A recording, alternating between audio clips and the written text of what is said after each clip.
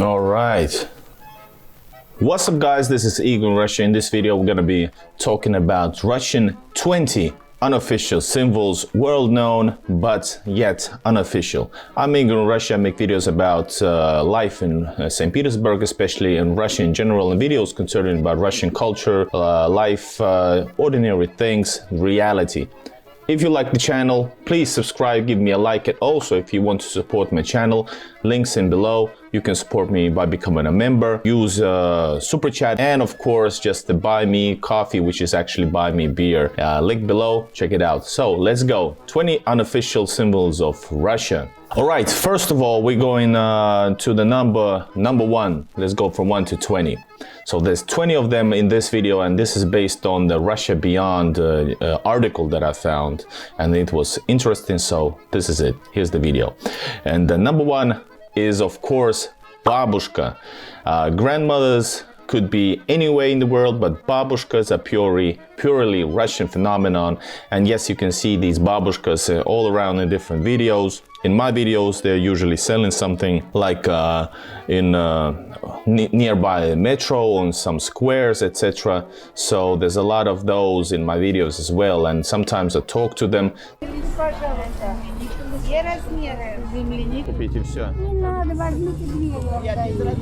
Или дам. А носки сколько стоят?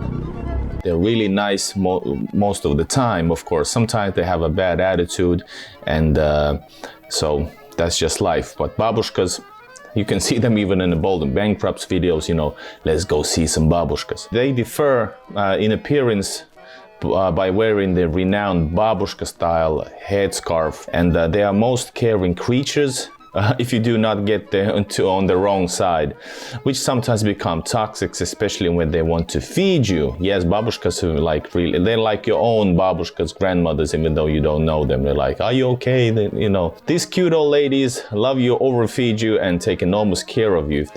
Especially if they are your own babushkas. But also they can kick your butt. And a little bit more about babushkas, since they are so significant.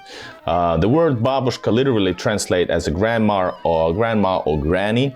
Babushka has origins in the word baba, which in Russian historically meant a peasant woman, and now is considered a very rude word to call a woman. Don't call Russian women or any women babas. That's bad. The official definition of grandmother used to be babka, but now it's also considered a bad word, while a diminutive babushka has become a more common notion. Russians have 100 ways to make the tender word babushka even more cute, like babuля, babusia, babushenka, babushenka. I'm not sure how to pronounce that. Never heard that one before. And babushka in a wider meaning is an old lady, a synonym for starushka, old person. Like. After all the nice words that we dedicated to babushkas, it's finally time to reveal the cards. A babushka can also be extremely different. Seriously, there are some babushkas that should be called ugly babka. Such babushkas are always first in any line, pushing everyone aside with their elbows. They get around. Shopping bags with wheels, etc. I haven't come across with those, but I know they do exist. Such babushkas usually sit near their house or building and watch people going in and out. I've met many of those in my videos, and I sat right next to them and talked to them. Говорю, извините, что озерки туда...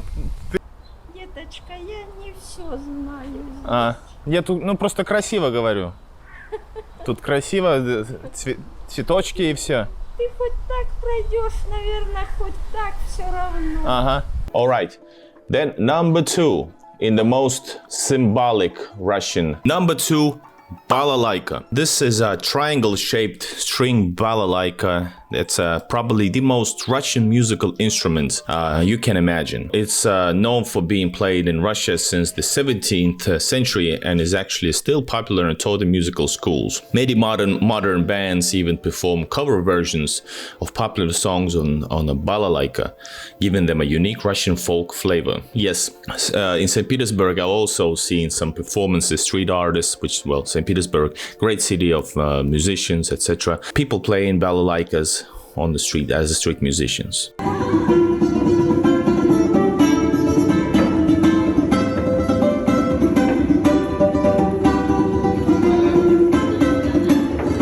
Number 3, ballet. Even if you've never been to Russia, you've surely had a glimpse of a classical ballet. We are lucky to inform you that it was indeed born and formed in Russia. Ballet is a Russian, so.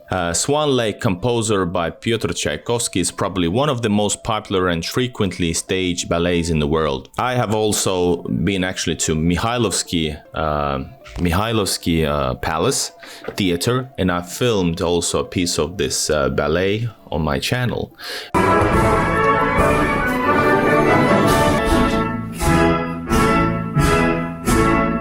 Kolmoskerroksessa.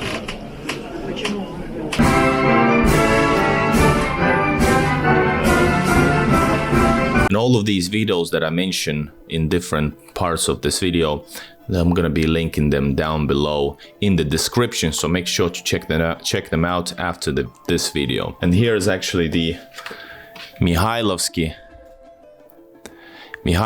Theater. I collect in the small versions of the greatest buildings of St. Petersburg. Here's Mikhailovsky in the construction. And then number 4. So number 4 is St. Basil Cathedral. This church is on the Red Square of Moscow, and probably the most recognizable building in Russia. It's reproduced just everywhere when it's about Russia. Stamps, postcards, book covers, and many more. But did you know that it's 9 churches in one place? And that is actually has another official name. For me, the St. Basil Cathedral is actually, for me, is more like St. Petersburg Church of Spilled Blood by the Griboyedova Canal. They're really similar as well, but to me, it's the same thing. And then number 5, Russian bears. Bears, of course, live around the world, but for some reason, it was Russia to be associated primarily with bears. There is a popular myth that bears often walk the city streets. Meanwhile, Western media has been stereotypically portraying Russia as a bear in cartoons for ages. So why did the bear come as a symbol of Russia? And still haven't seen any bears in Russia. Then number 6 is a black square. You know probably some of the Russian artists. At least you might know Kazimir Malevich and his iconic black square painting that makes people to this day argue whether it's an art or a trick.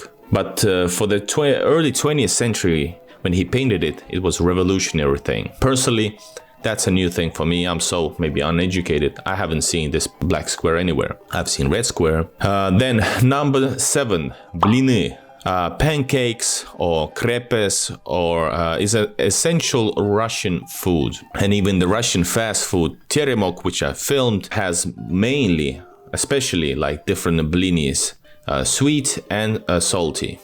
Very interesting. Blinis can be eaten with hundreds of fillings and toppings, and each Russian had its own recipe in which it's is handed down from generation to generation. And that's how I know that, for example, my mom's grandmother and my mom knows how to do blini a certain way.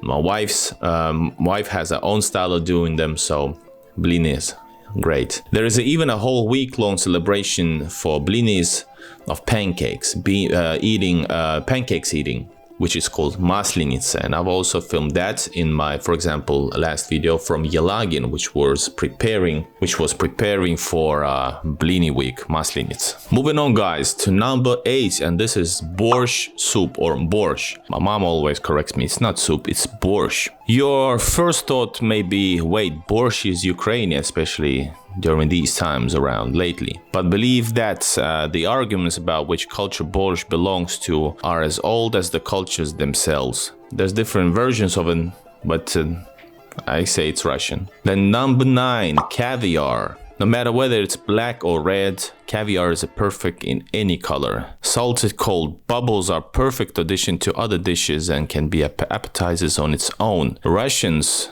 don't bathe in caviar as you might think. Most Russians associate caviar with New Year's Eve and don't eat it on a regular basis. And yes, good caviar is actually even like locked up in stores. It's expensive stuff, and many eat only during, and it's one of the like New Year's Eve dishes to eat caviar on a bread with some other stuff. Personally, I don't like it. In St. Petersburg, there's also a caviar museum. Would you like me to go inside and film a video for it? If so, please comment down below. Halfway there, number 10. Churches and golden domes. If you are from the future, past, or even another galaxy and accidentally showed up in some place in Russia, you would totally guess that it's Russia merely for all golden domes everywhere. That is true. That is definitely true. The main, one of the main most important attractions are usually cathedrals, churches, and that type of stuff. And I love it actually. Russian Orthodox churches are usually the most beautiful and attractive buildings, frequently spotted from a distance. And even abroad, for example, in Finland, one of the most top locations are Orthodox. For example, Helsinki Uspensky Cathedral, let's put it like this way. And of course, anyway, the main church, Lutheran church, is actually based on Orthodox Isaac's Cathedral. Number 11 is five-pointed red star, Soviet star. One of the most recognizable symbols of the Soviet era is still seen all around Russia in different touristy products and souvenirs. And also these are included on stars on the Moscow Kremlin towers. The symbol was featured on Russian imperial military form, and in 1918 also became the main symbol of the Red Army. The star's 5 rays symbolize the union of the world's 5 continents in the struggle for freedom. Then number 12, Kalashnikov. There is a joke that no matter what Russians do, they always end up with Kalashnikov. I don't get it. This famous and the most spread around the world automatic rifle was designed by Mikhail Kalashnikov in 1947 and is still produced. My connection to this is while filming the Artillery Museum in St. Petersburg. They actually, in the centerpiece is Kalashnikov's statue right there. And once again, links are for all these references are in my description. Then we go to the number 13, Khokhloma. Khokhloma is one of the most popular Russian-related designs. It's red, black, and gold pattern that has been painted on the wooden tableware for over 300 years. The recognizable firebirds and floral ornaments became a truly Russian-style brand. And this is something that mostly like souvenir shops sell, and many sure have like at home, but it's not like used that much. Number 14 is kokoshnik. This traditional female headwear is known for ages, and each Russian region had its own form of decoration. There are many types of kokoshniks, from small tiaras to giant ones that resemble horns. Whoa. Number 15, one of the most popular and famous ones out of the whole list, is Matryoshka. It's the most iconic Russian doll resembling a lady in a shawl. Inside her wooden figure is a hidden doll of a smaller size and an even smaller doll. There can be from 3 to up to dozen of dolls inside, depending on the size of the largest. By the way, it's not a traditional toy per se that Russian kids played with for ages. True that. Once again, a very touristy stuff, and in different touristic shops and souvenir shops you can see these in different painted, not as female form, and they are like, you know, they can be presidents like Yeltsin, then there's Putin, etc., so on and so on. And then you have versions of international presidents. You can have Putin, and you can have like Clinton, etc. Number 16, we're getting close to the end. Russian salads. It's called salad olivier, or like a winter salad, zimny salad. While everyone around the world calls this a salad Russian, yes, I never heard that, but that's what it says here. Russians call it olivier and believe that it was named after a French chef who supposedly created while cooking for the Tsar family. In any case, during the Soviet era, the recipe of this once chick dish was simplified, and so that everyone could prepare it at home. It's one of the most important like New Year's Eve dishes for sure. 17 guys, samovar. No secret that Russians are obsessed with tea, for sure, even though, for example, St. Petersburg, the coffee is on the rise like big time. But yes, tea is an important part of Russian culture, and good tea, or yeah, depending on the budget. And this samovar kettle is one of the most big reasons for its status. It gathered the whole big family around to drink tea. Most samovars can take a lot of water and stay hot for extended periods. Interesting. Number 18, Sputnik. In English, Sputnik is a satellite, but this certain notion entered the English language as is. 1957, with the launch of Sputnik, the first artificial Earth satellite, the space era of humanity began. Go Russia. or Soviet Union. 19 is vodka. No additional comments are needed here because this word even enters the other languages in its Russian form. And I have visited in St. Petersburg the vodka museum and drank few vodkas, and yes, I know some vodka. My favorite vodka from Russia to be brought when it's legal is Beluga vodka, premium vodka. Very cheap in Russia, very expensive abroad. And number 20, the last one. Can you guess what it is? It's Ushanka. Unfortunately, I don't have it here with me. I have many Ushankas also. Ushanka hat. It's another typical Russian headdress with historical roots. If you need a Russian-related costume for Halloween or Russian-style party, this hat is a must. And yes, most of the time, the typical Ushanka hats are just for souvenirs as well. There are different versions of them, but the most typical ones is, well, you can see that in the souvenirs, stops, kiosks, and shops. Alright guys, this was 20 symbols of Russian symbols, unofficial symbols. So what you think about that? Did I miss something? Please hit that like button. Also become a member for more content and for the support.